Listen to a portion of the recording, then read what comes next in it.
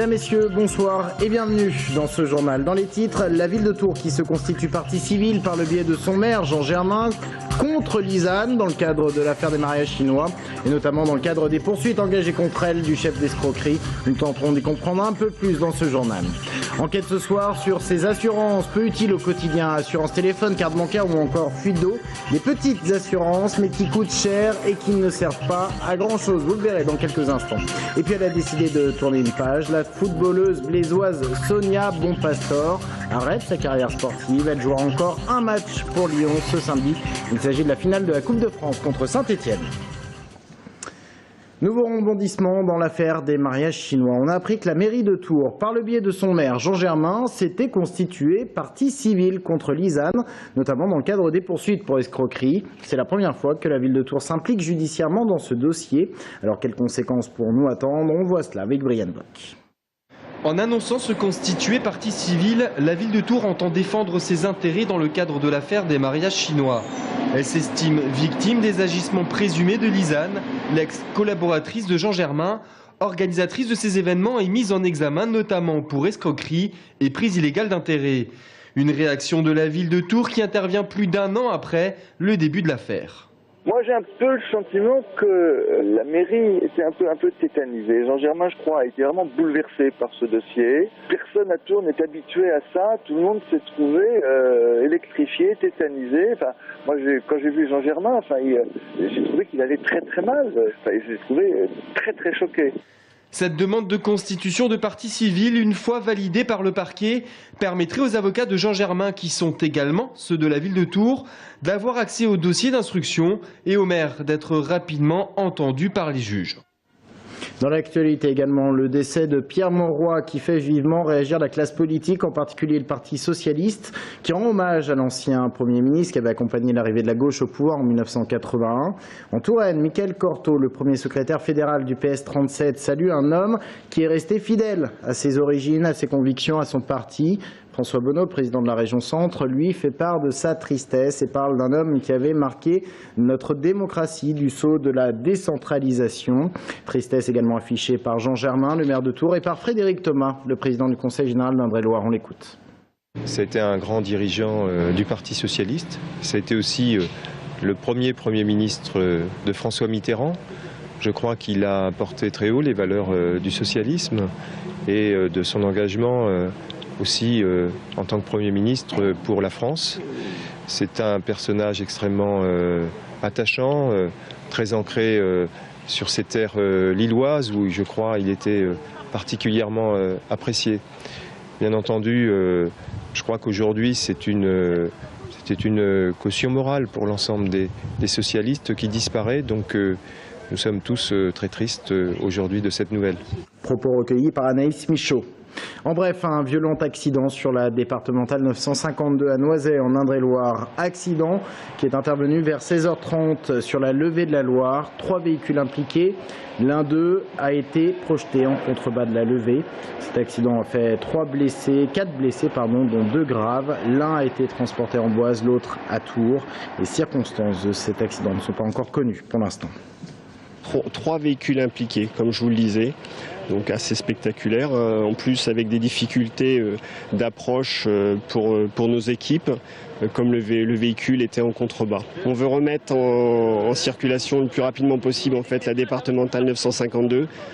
C'est pour cela que les véhicules ont été enlevés rapidement. Et les victimes également ont pu être évacuées assez rapidement. Les suites du projet de bouleversement des rythmes scolaires a joué les tours. Et le maire Philippe Le Breton qui présente son nouveau projet après la phase de consultation. Ce qu'il faut retenir, ce sont notamment les horaires. 8h45, 11h45 pour la matinée, 14h, 16h15 pour l'après-midi. Le coût de cette réforme pour la ville, 300 000 €, dont 160 000 d'aide de l'État pour cette première année. Plus de 3200 enfants sont concernés. La ville devrait recruter une trentaine de surveillants animateurs pour l'accueil périscolaire. L'accueil périscolaire, c'était un des points de crispation dans les négociations. L'accueil périscolaire, pour des parents qui actuellement n'en avaient point besoin lorsqu'on rentre à 8h30, ne soit pas payant.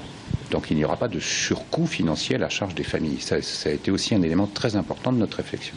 Et nous avons la chance d'avoir à jouer les tours des associations qui nous accompagnent, des clubs sportifs, la Maison des Jeunes et de la Culture, qui vont aussi venir dans les écoles sur cette pause méridienne pour organiser en faveur des enfants des activités ludiques, éducatives.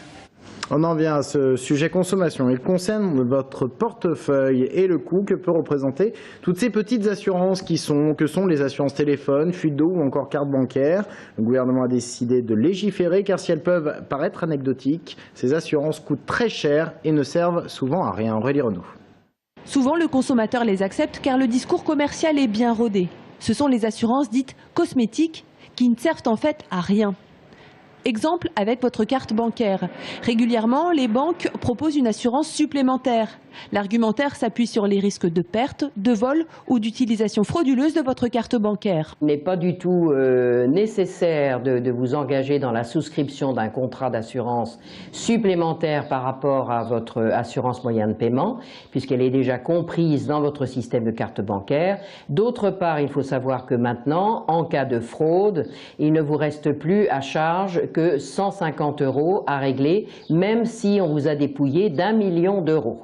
Selon une enquête réalisée par l'UFC Que Choisir, en Indre-et-Loire, seules 2 banques respecteraient les directives européennes, la Banque Postale et le Crédit Lyonnais. Les 2 établissements seraient les seuls à jouer la transparence avec leurs clients. Autre petite assurance et grosse arnaque, l'assurance dite de la fuite d'eau. Toujours selon l'UFC Que Choisir, des millions de Français reçoivent régulièrement des courriers souvent très alarmistes qui proposent une protection optimale en cas de fuite. Vous avez l'impression que c'est votre fournisseur d'eau qui vous alerte, alors qu'en fait, c'est une assurance déguisée qui vous est vendue. Et donc là, nous, on s'insurge par rapport à ça, parce que ce sont quand même des montants importants, alors que vous êtes garanti totalement par ailleurs. Enfin, selon un sondage IFOP MMA de 2009, les Français estiment leur budget assurance à 1 277 € par an. L'estimation du marché est 78% plus élevée et grimpe à 2 270 € annuels. Comment faire des économies alors que l'on est propriétaire d'une voiture qui pèse de plus en plus dans le budget? Eh bien, cette initiative d'un garagiste de Luynes pourrait vous donner des idées. Il s'agit d'acheter vous-même les pièces à changer sur Internet avant de venir faire réparer votre voiture. Et apparemment, c'est moins cher que la méthode traditionnelle. Angélique Mangon. C'est un garage d'un nouveau genre. Ici, on ne vient pas seulement avec sa voiture, mais également avec les pièces destinées à remplacer celles qui ne fonctionnent plus. Eh bien, c'est parfait. Et c'est la bonne référence. Parfait. Les clients achètent les pièces sur Internet et les font livrer chez eux ou au garage. Des pièces moins chères puisque le garagiste ne fait pas de marge. Pour une vidange, par exemple, c'est 30 à 50 € d'économie. J'avais l'habitude avant d'aller dans des autres garages, mais seulement les anciens qui étaient là, bon, ils y sont plus. Et puis, bon, pour moi, c'est moins intéressant. Financièrement, vous voyez une grosse différence ? Ah ben la différence, oui. Auto-entrepreneur, Cédric Boyer a ouvert son garage il y a tout juste une semaine. Avant d'installer les nouvelles pièces, il vérifie leur origine. Pour être sûr qu'il l'a bien acheté, soit sur Internet, soit dans un magasin certifié. Donc pour que ça ne soit pas de la pièce de contrefaçon, surtout, c'est très important. Parce qu'après, ça met en danger le client. Comme les clients apportent leurs pièces, Cédric Boyer n'a pas à les stocker. Il réalise ainsi de grosses économies de loyer. J'ai très peu de stock, donc uniquement du consommable, donc comme du liquide de refroidissement, du lave-glace, de l'huile. Donc c'est pour ça que je ne suis pas imposable sur le stock. Côté conseil, le garagiste assure qu'il peut aider ses clients à commander leurs pièces sur Internet. Il espère ainsi séduire les particuliers déjà nombreux à acheter sur le web. Conférence de presse inédite aujourd'hui en Touraine. Inédite parce que pour la première fois, elle a été tenue conjointement par la CCI, par la Chambre de métiers et de l'artisanat, par la Chambre d'agriculture, mais aussi par des organisations patronales, MEDEF, CGPME et Union professionnelle artisanale. 6 organisations qui interpellent les pouvoirs publics sur la baisse de compétitivité de la Touraine, mais aussi sur les difficultés que rencontrent les entrepreneurs. Faire bloc, de faire union sacrée, effectivement, devant les enjeux qui sont aujourd'hui pour nous extrêmement importants pour les entreprises en Touraine. Donc nous avons développé ce matin, effectivement, les enjeux importants, infrastructures, développement économique, marketing territorial, emploi et formation. Le message que nous avons voulu faire passer, c'était que nous sommes au plus profond d'une crise systémique qui dure depuis 2008 et qu'on arrive au bout pour un certain nombre de nos entreprises et de nos entrepreneurs. Et qu'il est grand temps que ces personnes sentent que leurs représentants sont unis, interviennent et portent la parole de l'entreprise dans notre territoire. Et ces doléances seront remises aux élus locaux la semaine prochaine. Doit-on craindre pour sa santé en cas d'hospitalisation? Le Canard enchaîné révélait cette semaine un manque criant d'hygiène dans le nettoyage des endoscopes, un matériel qui serait très mal désinfecté, d'où un risque de maladie nosocomiale. Alors qu'en est-il au CHU de Tours, reconnu pour ses performances en matière de lutte contre les maladies nosocomiales? Eh bien, on voit cela avec Brian Bock. Dans ce service d'endoscopie digestive de l'hôpital Trousseau, on pratique chaque année plus de 6000 gastroscopies et coloscopies. L'examen est pratiqué dans le côlon ou l'estomac grâce à un endoscope spécifique. Une sorte de tube flexible pourvu d'une fibre optique et relié à une caméra. Après un examen, l'endoscope est amené dans cette salle pour y être nettoyé et totalement désinfecté. D'abord, il y a un test, il y a un premier nettoyage et un rinçage en paillasse Médinorme manuellement. Et ensuite, on met les endoscopes dans des LDE, c'est-à-dire des laveurs désinfecteurs pour endoscope. Dans ce service, depuis l'existence d'un tel mode de décontamination, aucune infection nosocomiale n'a été transmise à un patient à la suite d'utilisation d'un endoscope. Depuis quelques années, on a énormément amélioré notre efficacité, notre hygiène, nos procédures, notre traçabilité, comme je disais. Et ce qui nous a beaucoup aidé, c'est de collaborer avec le service d'hygiène. En plus du nettoyage, les appareils sont tracés. Grâce à un code barre, on sait quel endoscope a été utilisé, à quel moment, sur quel patient et quelle personne l'a nettoyé. Pour le docteur Godard, gastro-entérologue, le risque infection endoscopique est aujourd'hui négligeable. Dans un service d'endoscopie digestive, les risques infectieux sont, je veux dire, quasiment nuls aujourd'hui. On n'a pas de risque d'infection nosocomiale comme on peut l'entendre. Pour moi, le principal risque quand on fait une coloscopie notamment, c'est pas l'infection, c'est le risque de perforation. Le côlon, c'est un organe qui est fragile et quand on passe une caméra rigide, c'est ça le risque aujourd'hui.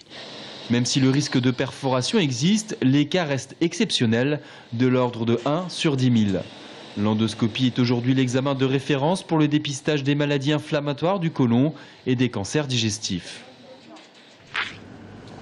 C'est une page qui se tourne dans le football féminin. La Blésoise Sonia Bonpastor annonce mettre fin à sa carrière sportive. Actuellement à l'Olympique Lyonnais, elle jouera son dernier match samedi à l'occasion de la finale de la Coupe de France contre Saint-Etienne. Bastien Mathieu. 2 Ligues des Champions, 8 titres de championne de France et 3 voire 4 Coupes de France. C'est avec un palmarès impressionnant que Sonia Bonpastor tire sa révérence. À 33 ans, la Blésoise d'origine a décidé de mettre un terme à sa carrière après plus de 10 ans au plus haut niveau. Latérale gauche de grand talent, elle sera même élue meilleure joueuse de première division à 2 reprises. Avec 156 sélections en équipe de France, elle restera comme l'une des cadres des Bleus, endossant même le brassard de capitaine à plusieurs reprises. Seul bémol, cette défaite en finale de Ligue des Champions cette année avec l'OL face à Wolfsburg et sa non-sélection pour l'Euro qui débute en juillet prochain. Sonia Bonpastor pourra regretter de faire partie de la liste des grandes joueuses n'ayant jamais rien gagné avec son pays. Mais elle n'a pas à rougir au vu de sa carrière, loin de là. Dans l'agglomération tourangelle, les championnats de France d'athlétisme handisport ont débuté tout à l'heure à 18 h, c'est à Saint-Cyr-sur-Loire. Championnats qui se poursuivent demain et auxquels participe Marie-Amélie Le Fur qui se prépare pour les mondiaux de Lyon qui se tiennent cet été. La triple médaillée des JO paralympiques de Londres court ce soir sur 200 mètres et demain matin sur 100 mètres. Et dans le cadre de ces championnats de France, une campagne de sensibilisation au handisport était organisée cet après-midi au stade Guy-Dru. Bastien Mathieu. Et roule. Ça gère. Ici on a qu'un bras. Ça gère à mort. La sensibilisation avant la compétition. À quelques heures du début des championnats, certains sportifs handisport étaient déjà sur le stade Guy-Dru. Non pas pour s'échauffer, mais bien pour faire découvrir aux plus jeunes les spécificités de l'handisport. Les enfants sont les premiers à être sensibilisés et à oser poser les questions que les adultes n'osent pas poser. Et ils en ressortent eux grandis et nos sportifs en situation de handicap également, puisqu'ils peuvent partager et apprendre beaucoup de choses aux jeunes. Plus simple, c'était ce que je viens de faire. Ouais, et le plus dur, rien. Et pour cela, tout le matériel adapté était mis à disposition et tous ont pris du bon temps. L'objectif, démystifier le handicap auprès des jeunes, leur faire comprendre les difficultés que l'on peut rencontrer, mais surtout leur faire intégrer que ce n'est pas parce que l'on est handicapé que l'on peut rien faire. Ils essayent, ils regardent, ils posent plein de questions, il n'y a pas de questions taboues et le but, les sensibiliser, pourquoi pas qu'ils viennent aussi assister au beau spectacle qui les attend derrière avec le championnat de France. Parmi les activités proposées, Sarbacane, c'est 6 pétanques ou encore handball fauteuil. Et pour les encadrer, quelques sportifs de haut niveau tels que Djelali, champion de basket fauteuil, étaient là. Tous auront bien compris la leçon et attendent avec impatience les championnats de France. Et c'est ainsi que s'achève cette édition. Merci de l'avoir suivi. Dans un instant, notre invité Christophe Boucher, on va parler de l'UDI d'Indre-et-Loire. A tout de suite.